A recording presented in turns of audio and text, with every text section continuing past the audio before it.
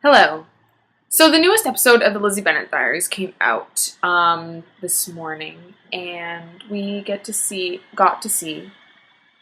the proposal of Ricky Collins to Lizzie Bennet, and I've kind of been having issues with the whole Collins love because, in my opinion, he's creepy. He's disrespectful, and he doesn't understand boundaries.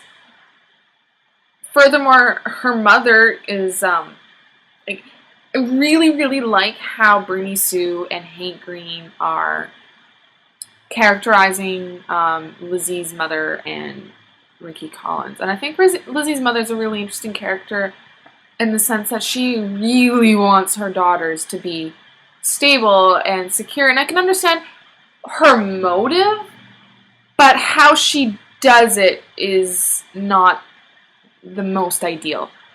For one thing, it's incredibly disrespectful to just ignore the fact that your daughters aren't necessarily attracted to someone or attracted to an offer. And yes, it might be a great offer, but to be continuously ramming it down her throat isn't necessarily the most positive way or the best way to go about it. Especially in Lizzie's case, she is very independent. She's got a mind of her own, which is good.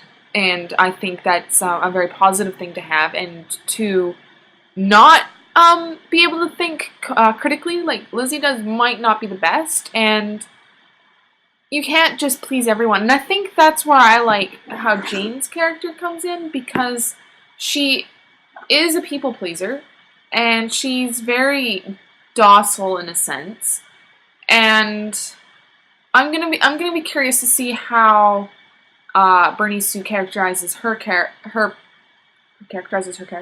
How Bernie Sue characterizes Jane as the adaptation progresses. So I really like this idea that Hank Green and Bernie Sue have. I really like how they've been adapting it to be for modern audiences, and I really like how they characterized Collins. However, that doesn't mean I like Collins, and it kind of strikes a chord with me because, especially with the friend zone I keep hearing about lately, it's just driving me crazy. Just because a guy likes you and just because a guy has something for you and he seems like a really nice guy doesn't mean you have to say yes. And I really like how this one blog on Tumblr, which I'm going to link to in the bottom part, wrote about it. It's nice guy syndrome. And I couldn't put my finger on it until I read that blog, and it's so true. It is such a nice guy syndrome, and the fact that you're expected to say yes because he put in X, Y, and Z? No.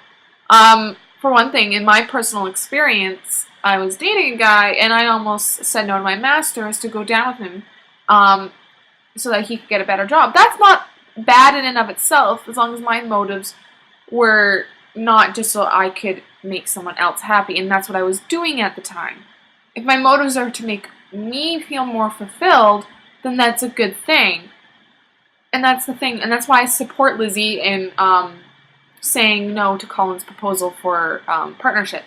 Because if she's not fulfilled, if she's fulfilled by doing her master's, why should she be forced to drop that off on the spot of a hat or whatever, drop the hat? She should be encouraged and supported in wanting to continue her education. She should be encouraged and supported if she doesn't want to continue her education and she doesn't want to do Ricky's proposal. She doesn't have to take the job. There's no rule saying that because someone came up to you and said, oh, you need to take this job and I'm nice enough that you have to do it.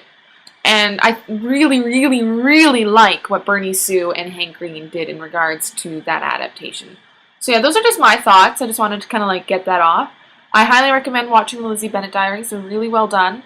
I've been reading Pride and Prejudice for the first time as I watch this, so it's been kind of nice seeing the original and experiencing that for the first time, while in a lot of ways experiencing it for the first time with the Lizzie Bennet Diaries. I've seen adaptations with Keira Knightley, etc. So I'm not unfamiliar with the story. I know the end result, but I never actually read Pride and Prejudice. I've read other novels by Jane Austen, but not that one, oddly, even though it's her most famous novel. So anyway, whatever.